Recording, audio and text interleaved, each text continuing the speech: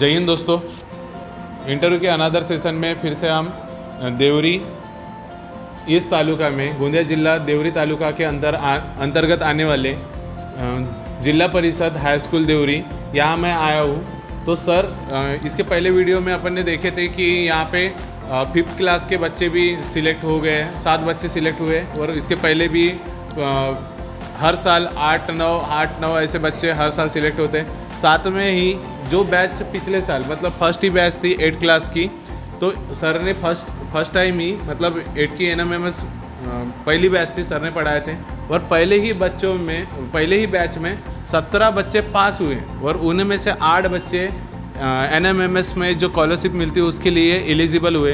तो उन बच्चों से हम जान लेंगे कि क्या होता है NMMS, क्या सुविधाएं मिलती है, उसके बाद उन्होंने किस तरह से प्रिपरेशन करें और सर से भी जान लेंगे कि सर ने किस तरह से उनके प्रिपरेशन करवाए।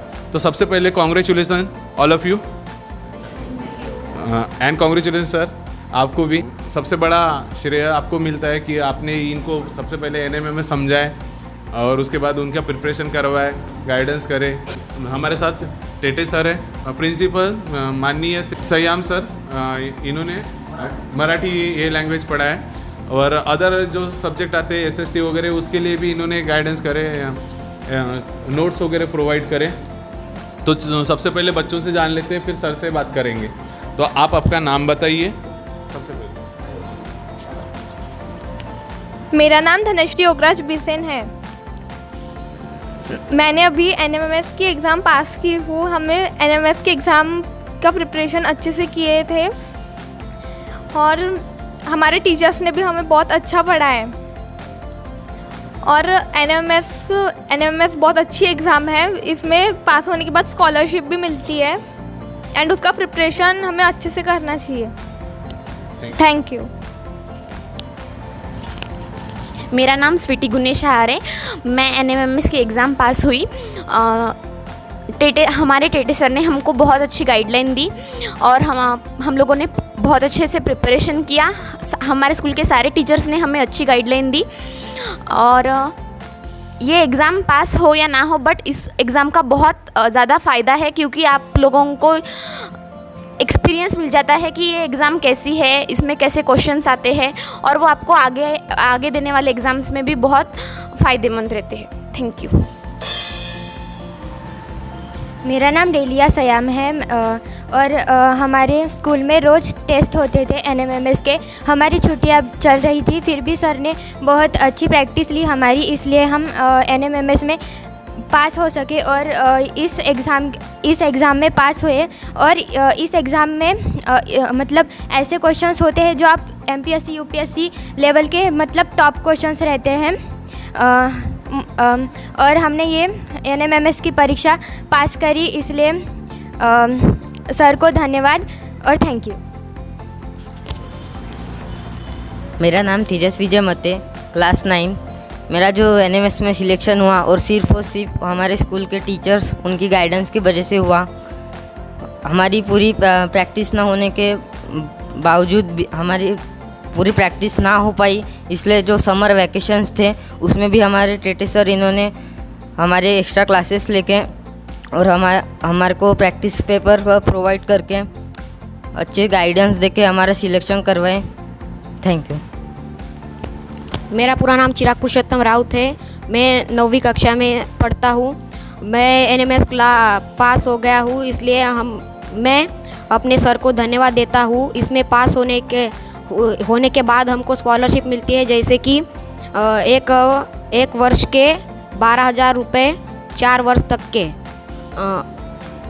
ये परीक्षा बहुत हार्ड रहती है। Thank you. मेरा नाम भूषण योगराज बिसेन है। मैं NMMS पास करके बहुत खुश हूँ और हमारे टेटे सर ने भी दिन रात मेहनत की है।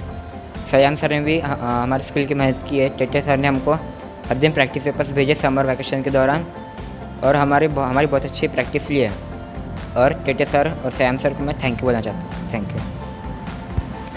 मेरा नाम विनीत कमलेश पालीवाले। हमारे टेटे सर जो इन समर वैकेशंस में 50 प्रैक्टिस सेट पेपर्स का बोलते अप्लाई किए थे और वागदेव सर और टेटे सर मैथ्स के कुछ नोट्स प्रोवाइड्स करते थे, उसके कारण जो मैथ्स के डिफ़िकल्ट क्वेश्चन थे MPSC UPSC टाइप में, वो भी क्वेश्चन सॉल्व किए। और सयाम सर ने मराठी और हिस्ट्री का बहुत ध्यान दिए। इसके क्लासेस 7 आवर्स होते थे समर वेकेशन में, और ये रेगुलर 2 मंथ्स हुए। इसके कारण ही हम पास हुए। Thank you. Thank you everyone. काफ़ी अच्छा आपने आपके बारे में इंट्रो दिया और सर को भी अभिवादन किया है। तो ये मैंने ये जो आप सभी के सभी जो इंटरव्यू दे मतलब आपके बारे में इंट्रो दे रहे थे, तो मैक्सिमम बच्चों के मुंह से मैंने यही सुना कि ये काफ़ी एग्ज़ाम टफ़ होती है ना। तो ये टफ़ होने के बावजूद भी आपने ऐसी क्या प्रिपरेशन कर ली कि आपकी एग्ज़ाम निकल गई? मतलब आपके क्या प्लस पॉइंट रहे आपके?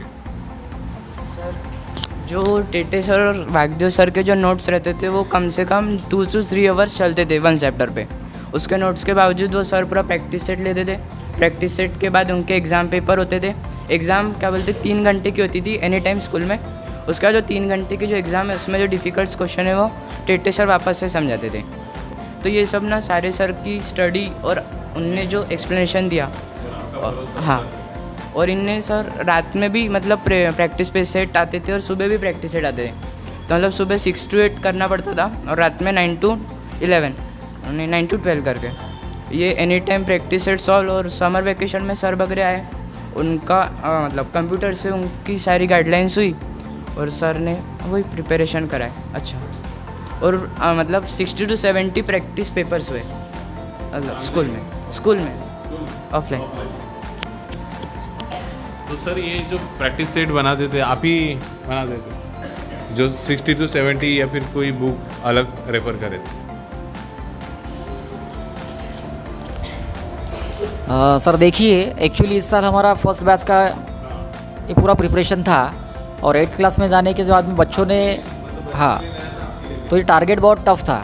और एक्चुअली ये जो एग्ज़ाम है, एग्ज़ाम बहुत ही टफ है। यानी फ्यूचर में आने वाली भी जितनी भी कॉम्पिटिटिव एग्ज़ाम्स है उनका बेसिक प्रिपरेशन हम लोगों ने इसी एग्ज़ाम के थ्रू बच्चों से करवाया। और बच्चे एनी टाइम यहाँ पे उस एग्ज़ाम के पेपर्स में बिज़ी रहते थे। बच्चों को जो भाग नहीं समझा है, जो पार्ट नहीं समझा है, उसके लिए स्कूल का कोई भी टीचर हो उनसे लड़के पूछा करते थे। तो हमारे टीचर स्टॉफ में कोई भी टीचर हो वहाँ गाइडलाइन बच्चों को प्रोवाइड करते थे। और इसी वजह से सारी चीज़ें एक सक्सेस की ओर दौड़ती हुई नज़र आई हम लोगों को। हमने बच्चों के पीछे मेहनत लेना शुरू किया और उसका रिज़ल्ट देखिए आज कि हमारे 17 बच्चों में से एग्जैक्टली 8 स्टूडेंट्स स्कॉलरशिप के लिए क्वालिफाई हुए। और इसके लिए हम लोगों ने जो पेपर्स बुलवाए थे, तो वो पेपर्स एक्चुअली महाराष्ट्र के अंदर जितनी भी पब्लिकेशंस है, वहाँ के जो एक्सपर्ट टीचर्स हैं, उन्होंने जो पेपर्स निकाले वो पेपर्स प्लस हम लोगों ने सेल्फ जो पेपर्स निकाले, इन पेपर के थ्रू बच्चों की हमने प्रैक्टिस ली। और इसी का रिज़ल्ट आज आपके सामने है कि 8 बच्चे actually qualify for that exam. हाँ, एब्सेंट है वो। तो सर ये एग्ज़ाम के बारे में आपको सर से ही पता चला NMMS के, और सर आपको NMMS के बारे में कब से पता है या कब से आइडिया? एक्चुअली सर इस एग्ज़ाम के बारे में मुझे पहले से ही पता था, क्योंकि मैं यहाँ पे जिला परिषद में आने के पहले मैंने गोंदिया में भी वर्क किया। तो वहाँ पे जो गणेशन हाई स्कूल करके है, तो वहाँ पे डिफरेंट टाइप ऑफ एग्ज़ाम चलती थी। लेकिन प्रॉब्लम ये था कि हमारे पास में 8th की बैच इसके पहले नहीं थी, और लास्ट ईयर हमारे पास में 8th की फर्स्ट बैच आई।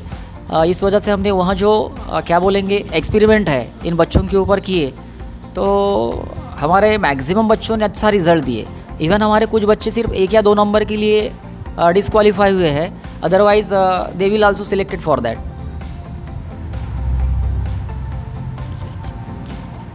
तो ये जो एग्ज़ाम प्रिपरेशन कर रहे थे आप, तो आपके सामने बहुत सारी समस्या है। तो एक तो सर से आप कंसल्ट करके उसको सॉल्व कर ली। खुद के लेवल पे कुछ नया ट्राई करें आपने? क्या नया ट्राई आप बताना चाहोगे? क्या नया ट्राई करें? मतलब हमें जो क्वेश्चंस नहीं आते थे हम गूगल पे सर्च करते थे, या फिर हम अपनी टेक्निक लगाते थे कौन से तरीके से ये सॉल्व हो पाएगा। और फिर यूट्यूब है और अदर ऐप्स है, उसकी सहायता से हम और हमारे साइड वाले वगैरह मतलब हमारे बड़ी बहन वगैरह, हाँ, उनसे पूछते थे। और हम इनकी सहायता से हम और सॉल्व कर पाते थे। तो ये स्टडी मटेरियल वगैरह सर से मिल गया है ना, तो ये सब चीज़ें आसान हो पाई है वो स्टडी मटेरियल के बदौलत। अगर समझ लो कोई बच्चा है नया, अगर टप माने तो अगर सर का यहाँ तो सर का गाइडेंस मिल गया, अब यहाँ आजू बाजू के जो बच्चे सर आपके पास भी लिमिटेड ही सीट है स्कूल में, अगर एडमिशन लेना चाहे तो सभी के लिए पॉसिबल नहीं हो पाता है। पर बाहर के जो बच्चे यहाँ एडमिशन नहीं ले पाए, गाइडेंस आपका प्रॉपर नहीं मिल पा रहा है, तो कैसे क्या प्रिपरेशन करना चाहिए, तो आप उनके लिए कुछ बता सकते हो? मतलब बाहर के स्टूडेंट के लिए अगर पढ़ना चाहते हैं NMMS का तो कैसे प्रिपरेशन उन्हें करना चाहिए? उसके लिए मतलब गवर्नमेंट टीचरों ने बहुत सारे वीडियो बनाए और सर ने जो प्रैक्टिस सेट पेपर्स भेजे थे वो स्कॉलरशिप मतलब गूगल में सब मिल जाता था, तो गूगल में सर्च करके कर सकते, वीडियोस के इससे कर सकते।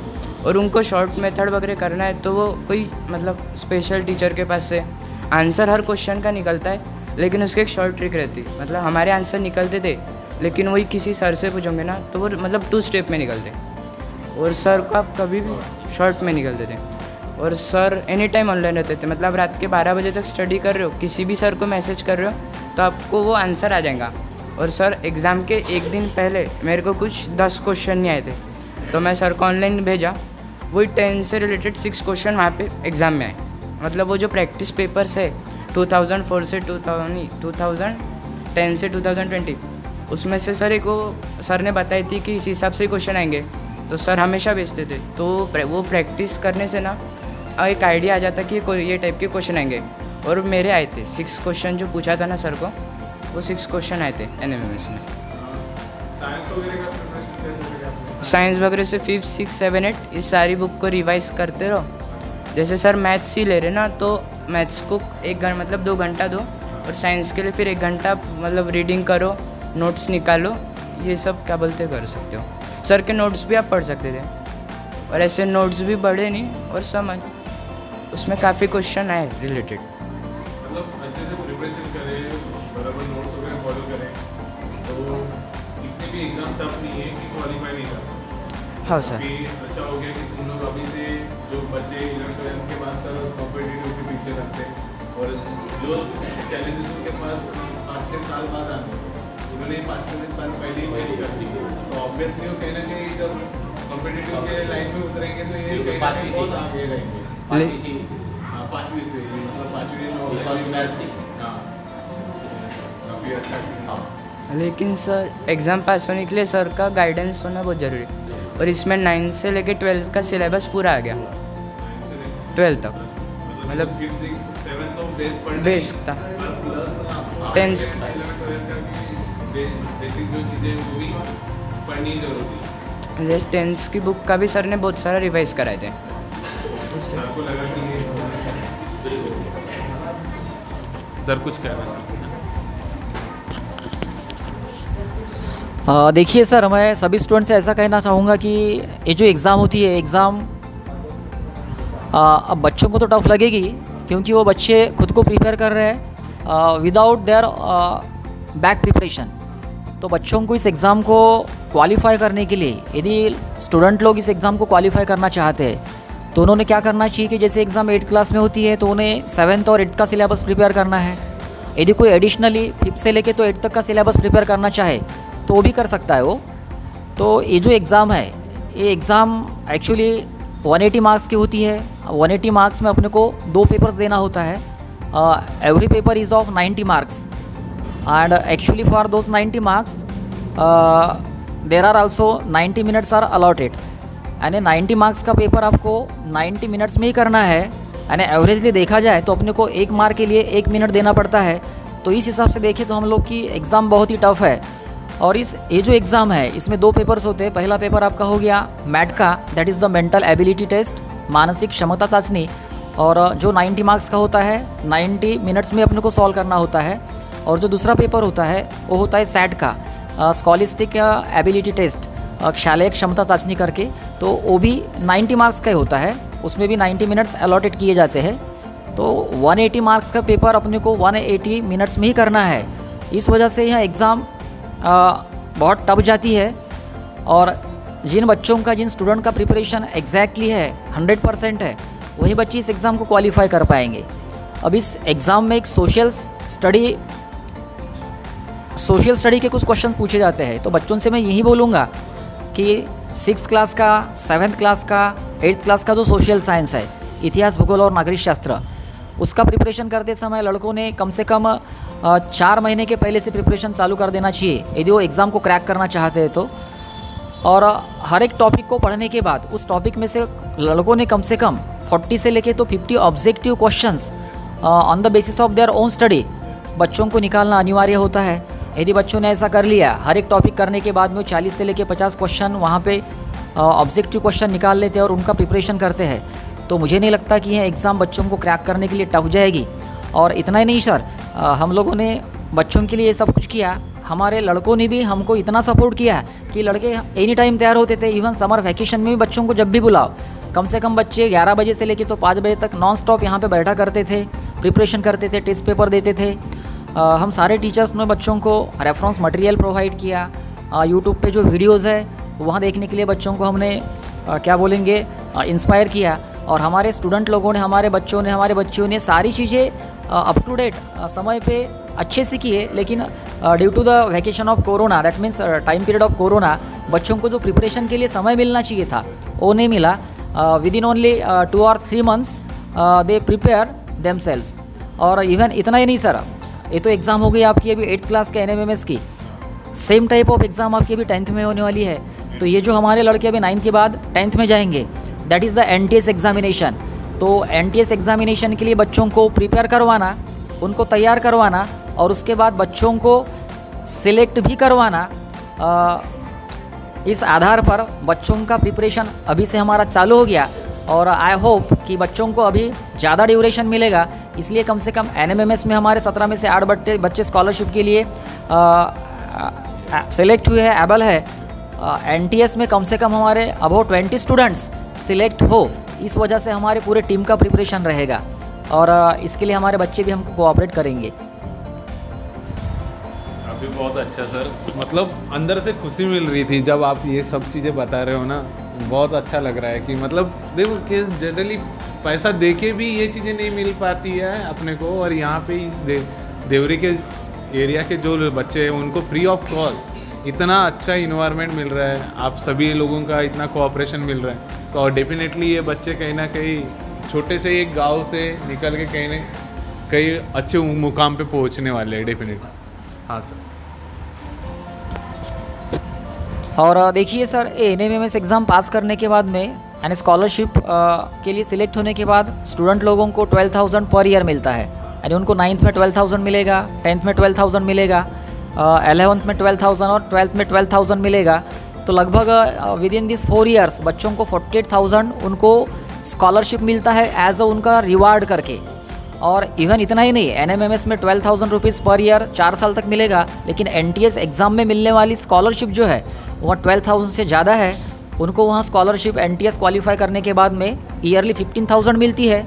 और इतना ही नहीं, NMMS की स्कॉलरशिप तो 4 साल मिलती है, लेकिन NTS में मिलने वाली स्कॉलरशिप उनको 11th में मिलेगी, 12th में मिलेगी, ग्रेजुएशन के 3 years तक उनको मिलेगी। इवन इतना ही नहीं, उनके बाद वो जहाँ तक एजुकेशन लेते रहेंगे तब तक उनको स्कॉलरशिप मिलती रहेगी। और मुझे ऐसा लगता है कि NMMS हो चाहे NTS हो, जो आजकल हमारे स्टूडेंट लोग कॉम्पिटिटिव एग्ज़ाम फेस करते हैं, उसका एक बेसिक बैकग्राउंड उनका क्लियर इस एग्ज़ाम के थ्रू हो जाता है। और मुझे ऐसा नहीं लगता कि जो बच्चे इस एग्ज़ाम को दे रहे हैं उनके लिए आगे आने वाली MPSC एग्ज़ाम हो, UPSC हो, IAS हो, IPS हो, यह एग्ज़ाम टफ जाएगी। That means they prepare themselves as a foundation, as a क्या बोलेंगे अपन, stage for the future competitive examination. And I think sir today's the preparation is the strength for tomorrow. Sir के इस संदेश को सभी ने सुनना चाहिए और वो भी प्रिपरेशन के लिए लगना चाहिए। जो भी पेरेंट आने ये वीडियो को देख रहे होंगे या बच्चे देखने होंगे, सिलेक्शन हो या ना हो, पर ये स्टडी से देखो आने वाला जो आप इन फ्यूचर आप में से बहुत सारे बच्चे कॉम्पिटिटिव के फील्ड में उतरने वाले, तो बेस यही से आपको मिल जाता है क्या होता है कॉम्पिटिटिव, कंपटीशन कैसे चल रहा है, तो ये इन्वायरमेंट आपको यही से मिल जाता है। तो मैं जितने भी बच्चे जो भी स्कूल में ये कॉम्पिटिटिव लेवल की एग्ज़ाम होती है जैसे नवोदय, स्कॉलरशिप, NMMS, तो आपने डेफिनेटली देना ही चाहिए। और चलो ये एक क्वेश्चन मैं आप बच्चों से पूछना चाहता हूँ। जैसे ये स्कॉलरशिप मिल रही है, सर ने बोले कि 12,000 साल का मिल रहा है, तो ये जो एक थोड़ा फनी टाइप लेते हैं कि मतलब ये क्वेश्चन को 12,000 जो साल का मिल रहा है तो उसका क्या करने वाले हैं? किस तरह से यूज करने वाले, कभी कुछ सोचे हो? हमारी स्टडी को छोड़ के और जो अदर एक्टिविटीज़ है और स्टडी कीच, तो उसको ज़्यादा इम्प्रूव करने की कोशिश करेंगे। आगे भी उसको सेव करने के बाद आगे भी वो काम में आने ही वाली है, उसको सेव करने में ज़्यादातर पेरेंट्स को आप सौंप दोगे उसको। हाँ। और वो आपके आने वाले फ्यूचर के स्टडी के लिए यूटिलाइज करेंगे। या आप कुछ इम्पोर्टेंट बुक्स लग रही है तो बुक्स खरीद सकते हैं, है ना, ये सब चीज़ें। तो ये देखो सर, ये मतलब बच्चों की इतनी समझ भी आ गई कि उनको नहीं तो बच्चों का कैसा रहता है, मेरी है ना, मैं कैसे भी यूज करूँ, चलो मोबाइल ले लेते, पेरेंट नहीं दे रहे, तो ये देखो इनको इतनी समझ में आ गई। तो ये सब चीज़ें ये एग्ज़ाम का प्रिपरेशन करने से इनको समझ में आ जाती है। काफ़ी अच्छा है सर। और मैं सर डेफिनेटली आपके जो NTSC में इन फ्यूचर बच्चे सिलेक्ट होने वाले हैं उनका भी मैं इंटरव्यू लेना चाहूँगा, जैसे ही आज यस सर। तो आपको भी मतलब एक कॉन्फिडेंस दे रहा हूँ मैं कि आपको सिलेक्ट होना ही है, फिर से आपको चैनल पे आना है NTSC की एग्ज़ाम क्रैक करके। काफ़ी अच्छा सयाम सर, तो मैं कुछ दो शब्द बोलने के लिए मैं आपसे एक अनुरोध करना चाहूँगा कि बच्चा पहली कक्षा से पढ़े। हमारे पास तो 5वीं कक्षा से हमने शुरुआत की, लेकिन जो पेरेंट्स है उन्होंने भी ध्यान देना बहुत अनिवार्य है कि मेरा बच्चा क्या कर रहा है। हमारे पास तो बच्चे 8 घंटा रहते, लेकिन बाकी का समय आपके पास व्यतीत होता है। तो उस वक्त पेरेंट्स ने भी ये देखना चाहिए कि मेरा बच्चा क्या पढ़ के आया, क्या कर रहा है। ये भी बहुत अच्छी जिम्मेदारी उन्होंने निभानी चाहिए कि समाज के प्रति उसका लगाव क्या है, क्योंकि अभी सिलेबस में कुछ ऐसे घटक होते हैं कि वो समाज के साथ रिलेटेड होते हैं। बच्चे को समाज के प्रति जितनी रुचि होती है वहाँ से भी कुछ वो सीख पाता है। ये भी नहीं कि पूरा का पूरा वो स्कूल में ही पढ़ पाए, उसको पूरा अनुभव स्कूल से ही मिले। तो समाज या परिवार ये सभी में से उसको बहुत सारा यानी ज्ञान मिलता है। तो बच्चों को घुल मिल के रहना सिखाए ताकि वो समाज से भी कुछ ले सके, परिवार से भी कुछ ले सके। इस तरह से उसकी मानसिकता बनाए कि वो आगे पढ़ाई में जिस तरह के मुद्दे आते हैं, घटक आते हैं, उसका इस्तेमाल भी वो कर पाए और अपने वो कॉम्पिटिटिव एग्ज़ाम में भी उसका कुछ इस्तेमाल कर सके। क्योंकि क्या है, समाज में रहने वाले जो घटक है कुछ ना कुछ दे पाते हैं, बस सिर्फ लेने वाला चाहिए। मैं यही कहना चाहूँगा कि आप परिवार या कोई रिश्तेदार संबंध में चले जाते हो, उस वक्त भी बच्चों को घुल मिल कर रहने के लिए प्रतिबंधित करें ताकि उनसे भी कुछ वो सीख पाए। बस आज के लिए इतना ही। थैंक यू सयाम सर और टेटे सर। और कैमरे के पीछे भी बैठे हैं वागदेव सर, और जो टेक्निकली सभी चीज़ें यहाँ पे देखते हैं, कंप्यूटर और आपको कैमरे में बाकी बाजू में डिजिटल बोर्ड दिख रहा होगा, उसको भी मैनेज करते हैं। और इनका भी 5वीं के बच्चों को नवोदय पढ़ा रहे हैं और इनका भी सभी छात्रों को बड़ा गाइडेंस रहता है, काफ़ी अच्छा। और आने वाले भविष्य के लिए आप सभी बच्चों को बहुत सारी शुभकामनाएं और बेस्ट ऑफ लक। और सर आपका जो कार्य है वो तो काफ़ी अच्छा है, और मेरे ख्याल से तो इस कार्य को सुन के बाकी लोगों ने भी थोड़ा सा इंस्पायर होना चाहिए और जितना अपने से जमता है उतना करने की कोशिश करना चाहिए। और ये कार्य को सर इसी तरह अब जैसे सर रेहड़ी में थे तो वहाँ पे भी बहुत दुर्गम भाग था रेहड़ी का, जहाँ की वहाँ की सर गए तो वहाँ पे बराबर स्कूल नहीं थी, वहाँ के पेरेंट में अवेयरनेस नहीं थी, वहाँ पे फाइनेंशियली तो प्रॉब्लम थी और मतलब स्टेबल नहीं थे। पर सर जैसे ही गए वहाँ पे सभी चीज़ें बहुत अच्छी हो गई। पर खुदा न खास्ता क्या हो गया, सर का ट्रांसफ़र हो गया और सर यहाँ पे आ गए। और ये स्कूल जो देवरी की स्कूल है ये बंद हो गई थी। तो सर ये चीज़ बता दीजिए आप, जो ये काफ़ी अच्छी है। ये स्कूल हम जो बैठे हैं ये पुरातन काल में यानी जानी मानी स्कूल थी। यहाँ 2500 तक के बच्चे पढ़ा करते थे। लेकिन क्या हुआ, अब यहाँ खाजगी स्कूलों का भरमार बढ़ गया। अब कॉन्वेंट खुल गए, यानी यहाँ 19 स्कूल आ गई। फिर इसके मुकाबले ये कुछ कमी यानी गिरती आई और धीरे धीरे 2012 को ये टोटली बंद हो गई। बाद में मैं जब रेहड़ी से ट्रांसफ़र हुआ मेरा, तो मेरे कंधों पर ये स्कूल शुरू करने की नौबत आ गई। मैंने अपनी बच्ची डाली यहाँ पे, शुरुआत अपनी बच्ची से की और एक बच्ची पकड़ के मैं राह देखता रहा कि बच्चे आएंगे करके, लेकिन कोई आया नहीं। इधर उधर जाने के बाद 2-3 बच्चे मिले। फिर मैंने सोचा कि 3 बच्चे मिल गए तो चलो ये स्कूल तो शुरू हो ही जाएगी। साथ में हमारे जो कर्मचारी लोग हैं, हमारे साथ के सहयोग के टीचर लोग, उन्होंने भी अपने बच्चे डाल दिए और फिर पहले साल यानी 2018 को यहाँ 17 बच्चे आ गए। साथ में मेरे साथ ये वागदेवी सर आए, इन्होंने और मैंने दोनों ने मिलके जो प्रैक्टिस ली। वागदेवी सर ने नवोदय का स्कॉलरशिप यानी पहले ही साल हमने जो रिजल्ट दिया, 17 बच्चों में से 2 बच्चे नवोदय क्लास के लिए निकल पड़े, 5 बच्चे स्कॉलरशिप में यानी पास हो गए। इस तरह से हमारा रिजल्ट बढ़ता गया और दूसरे ही साल 87 बच्चे हो गए। फिर आगे बढ़ता गया, यानी दूसरे साल में हमारे 11 बच्चे नवोदय के चले गए। इस तरह से ग्राफ बढ़ता गया। तीसरे साल में फिर 9 बच्चे चले गए, चौथे साल में फिर 11 चले गए। इस तरह से बढ़ता ही गया और इस तरह से जो कॉम्पिटिटिव एग्ज़ाम का माहौल बन गया इस देवरी में, हमें ऐसा लगा कि अभी एडमिशन क्लोज करना ज़रूरी है, क्योंकि हमारी वो टीचर संख्या थी वो बहुत ही कम। अभी भी हम 5 लोग हैं और 9 कक्षा, यानी 5 अभी हमें वो कंट्रीब्यूटरी करके रखना पड़ा, यानी 10 लोग हैं अभी फ़िलहाल हमारे पास। ना तो परिचर है ना कुछ। इस तरह से भी इस स्कूल को जिंदा रखना यही हमारा एक ध्येय है, ताकि सभी को शिक्षा मिले और अच्छी शिक्षा मिले, ताकि बच्चे अपने पैरों पे आगे बढ़ के कुछ कर सके, जो कि परिवार पर निर्भर न रहे, खुद का भविष्य खुद बनाए। यही एक सोच है। तो मुझे साथ मिला ये वागदेवी सर का कि जिन्होंने टेक्निकली सब कुछ पढ़ाने की सोची, और मैंने भी जिस तरह का जो कुछ साहित्य लगता था वो मिला के दिया। और इस तरह से हम आज इस अच्छे माहौल में है कि हमारे बच्चे अभी 350 हो गए यहाँ पे। जाकि पहले की जो स्कूल थी उस तरह का तो हम माहौल नहीं बना पाएंगे, 2-2.5 हज़ार बच्चे नहीं आ पाएंगे, क्योंकि इस तरह का माहौल है कि चारों तरफ कंपटीशन चल रहा है। 17 स्कूल अभी भी फ़िलहाल मौजूद है, 4 स्कूल बंद हो गई ये शुरू होने के बाद। यानी कैसा है कि ज़माने के साथ भी कुछ चीज़ें उन्होंने भी बदल डाली।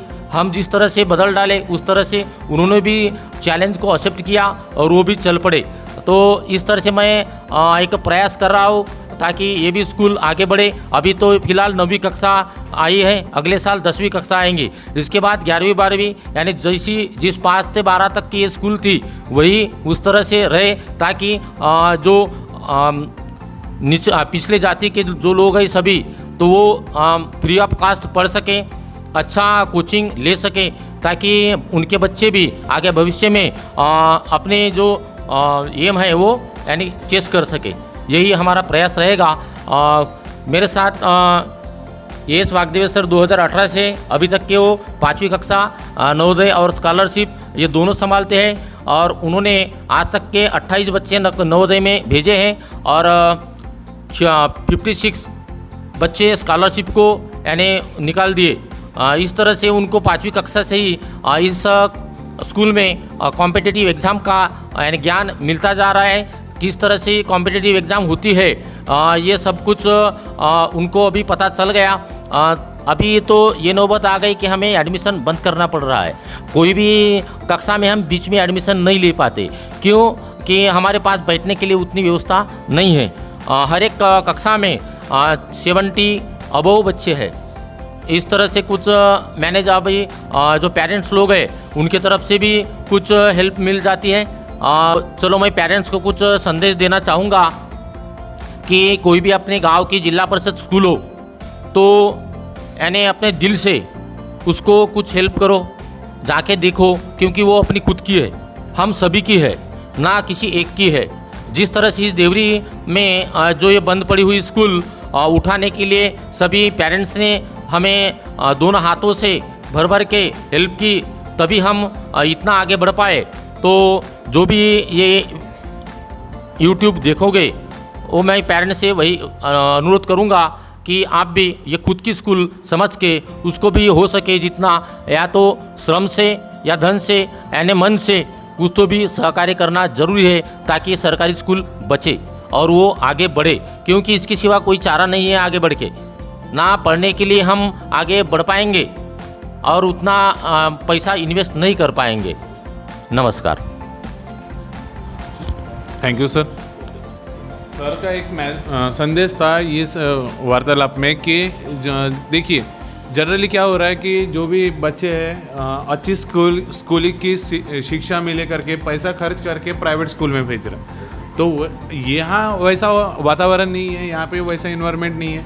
यहाँ पे फ्री ऑफ कॉस्ट सर के सहकार्य से ये भी एक जिला परिषद की स्कूल है, गवर्नमेंट की स्कूल है, पर यहाँ पे सर को जगह कम रहने के कारण, टीचर स्टाफ कम रहने के कारण एडमिशन कैंसिल करवाना पड़ रहा है। यहाँ ऐसी हालत है, मतलब ये परिस्थिति है, तो हर एक स्कूल में भी ये रह सकती है। जिस तरह से सर ने मेहनत करे स्कूल के लिए, यहाँ पे सर से मैं जब वाग्देवी सर से बात कर रहा था तो सर ने बताया कि जब ये स्कूल चालू कर रहे थे तो उस टाइम पे हर एक रूम में पूरा कचरा भरा था, जिधर उधर मतलब बियर की ये वो जो बातें बॉटल फेंकी थी, तो सर ने कैसे तो भी एक रूम साफ करके वहाँ से चालू करे। और उसके बाद यहाँ क्लासरूम का आज का इन्वायरमेंट देखिए सर। हाँ यहाँ पे तो आ ही नहीं सकता था बिल्कुल। अभी वो मैंने बाहर गांव से जिस मेरी पहली स्कूल थी रेडी वहाँ से मधुर मंगवाया, क्योंकि देवरी वाले तो ये साफ नहीं करवा पाते, उन्होंने ही ये साफ करवा दी।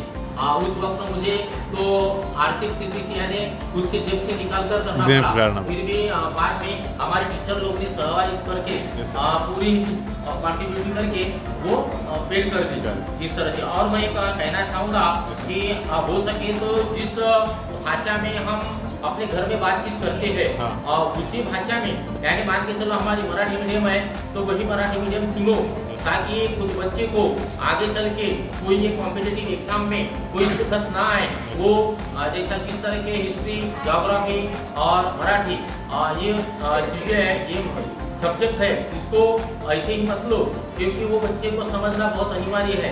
अगर मान के चलो उस समय तक बच्चा नहीं पढ़ पाया, आगे 11वीं 12वीं के बाद उसके मेंटल के ऊपर से चली जाएंगी ये सारी चीज़ें, वो कॉम्पिटिटिव एग्जाम फेस नहीं कर पाएगा। इसीलिए यही एज है उनकी कि उनको मराठी सब्जेक्ट पढ़े, हिस्ट्री पढ़े, भूगोल पढ़े, अपने एरिया का या देश का सभी वो भौगोलिक स्थिति है या इतिहास है वो समझ सके, ताकि वो कॉम्पिटिटिव एग्जाम में फेस कर सके। काफ़ी अच्छा सर को, मतलब बहुत खुशी मिल रही थी जब मैं आपसे बात कर रहा हूँ, बच्चों से बातें कर रहा हूँ। यहाँ का इन्वायरमेंट देखा ये बच्चों को, ये एक बच्चे की सर ड्राइंग देखा, राइटिंग, उसके बाद उसकी वॉइस काफ़ी अच्छी।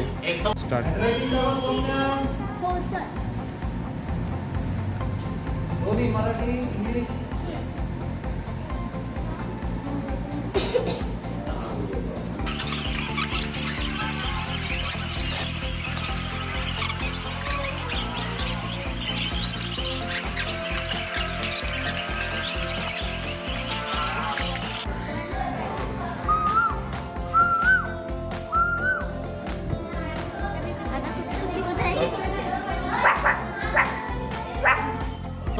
एलिमेंट्री एग्जाम के लिए बैठे हैं, ताकि वो 10वीं क्लास में उनको 10 मार्क मिल जाते हैं। अगले साल इंटरमीडिएट हो जाएगी, 2 साल ये कोरोना काल के कारण वो एग्जाम नहीं हो पाए, तो इस साल ज़्यादा से ज़्यादा बच्चे बैठ गए।